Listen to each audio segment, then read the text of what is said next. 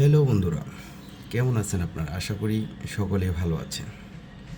আপনাদের দোয়া ও ভালোবাসায় আমিও ভালো আছি।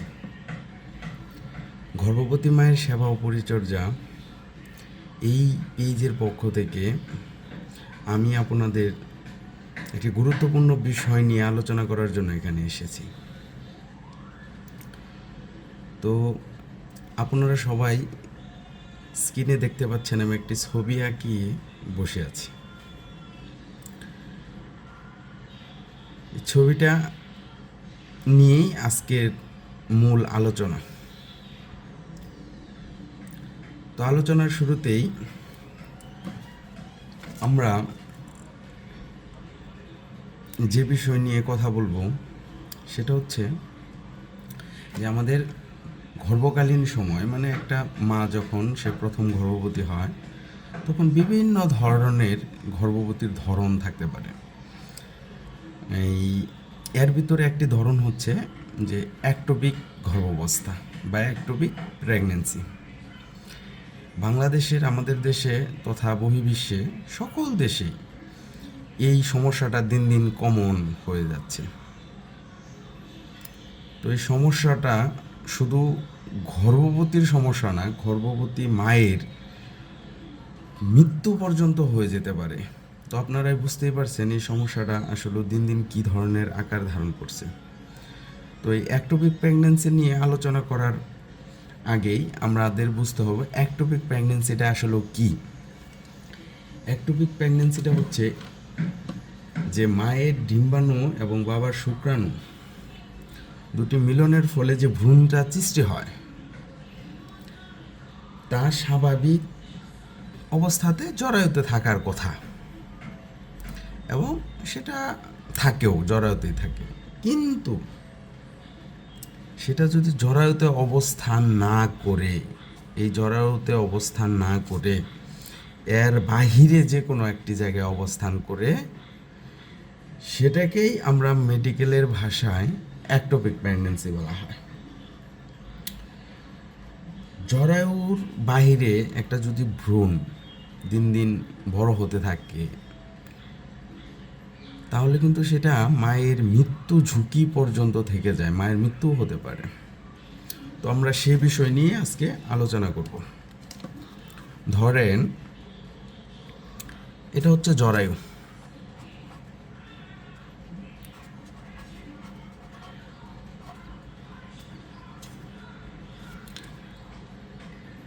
আর এই যে যে টিউবের মতো দেখতে পাচ্ছেন, পাইপের মতো, এটা হচ্ছে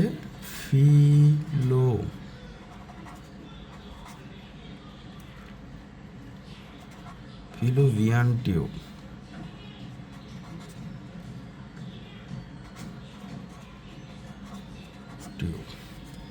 আর এই যে যে হাতের নে অংশগুলা দেখতে পাচ্ছেন, এটাকে বলা হয় ওভারি।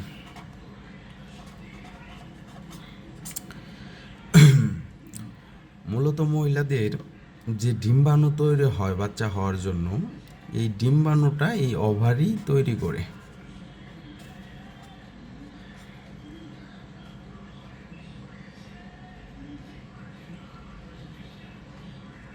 এখানে মূলত তৈরি হয়। তো গাইস, এখন আমরা যে প্রসঙ্গে কথা বলতেছিলাম সেটা হচ্ছে অ্যাক্টোপিক প্রেগন্যান্সি। তো সাধারণত ভ্রূণগুলা এখানে বড় হওয়ার কথা থাকে।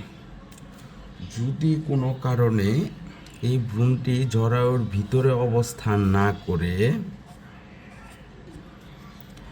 এই টিউবের ভিতরে অবস্থান নেয় এবং এইখানে বড় হতে থাকে, এই অবস্থাটাকেই বলা হয় অ্যাক্টোপিক প্রেগন্যান্সি। এটা এখানেও হতে পারে, আবার এখানেও হতে পারে।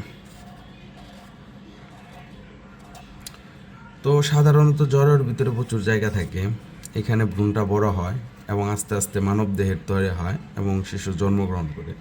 কিন্তু এইখানে অতি সরু জায়গা থাকার কারণে এই ভ্রূণটা এখানে বড় হতে থাকতে চাইলেও বড় হতে পারে না। এখানে রক্ত জমাট বাঁধে এবং এখানে ইনফেকশন তৈরি হয় এবং প্রচুর পরিমাণে ব্যথা তৈরি হয়। গর্ভবতীরা অনেক সময় আমাদের কাছে ক্লেম করে যে আমরা প্রেগনেন্সি টেস্ট বাড়িতে করেছি কিন্তু দেখা গেছে পজিটিভ, কিন্তু আলট্রাসোনোগ্রাম করলে এই জরায়ুতে বাচ্চা দেখায় না। এই সমস্যাটা বেশি, এতে প্রচুর ব্যথা হতে পারে, বমি হতে পারে,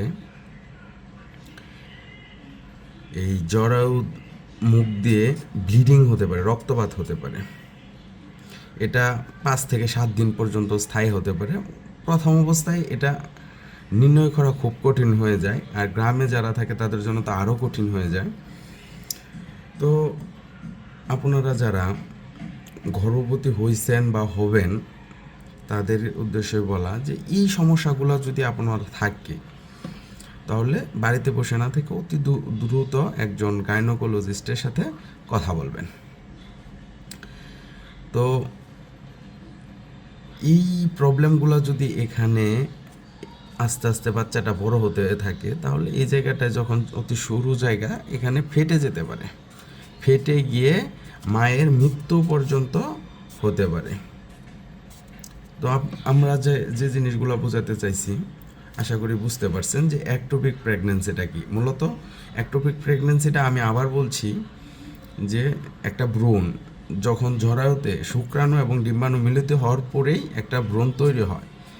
এই ভ্রূণগুলা এই জরায়ুর মাঝখানে থাকার কথা, কোনো কারণে যদি এইখানে না থাকতে পারে, কোনো কারণে যদি এইখানে না থাকে এবং সেটি জরায়ুতে না থেকে অন্য কোনো জরায়ুর বাহিরে, যেমন ধরেন ফিলোপিয়ান টিউবে, অধিকাংশ সময় মানে সবসময় ফিলোপিয়ান টিউবেই এই সমস্যাটা হয়।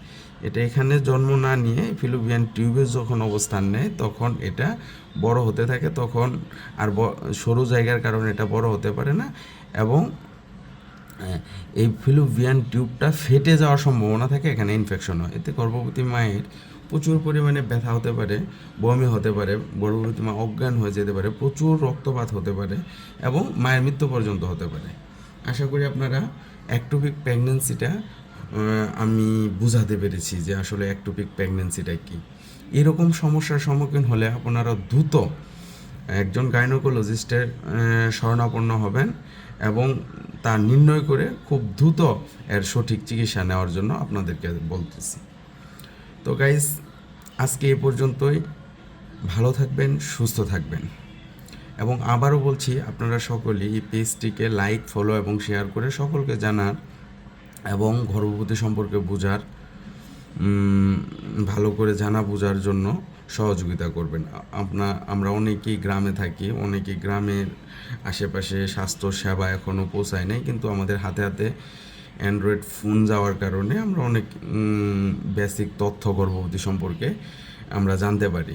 তো এটা যাতে গ্রাম পর্যায়ে সকল মা বোনেরা জানতে পারে, এজন্য আপনারা বারবার শেয়ার করে দিবেন, পেজটিকে শেয়ার এবং ফলো করে দিবেন, তাহলে সবাই বিষয়গুলো জানতে পারবে। এবং কথা হবে আবার আরেকটি পর্বে আরও একটি নতুন বিষয় নিয়ে। ধন্যবাদ, সকলেই ভালো এবং সুস্থ থাকবেন। আল্লাহ হাফিজ।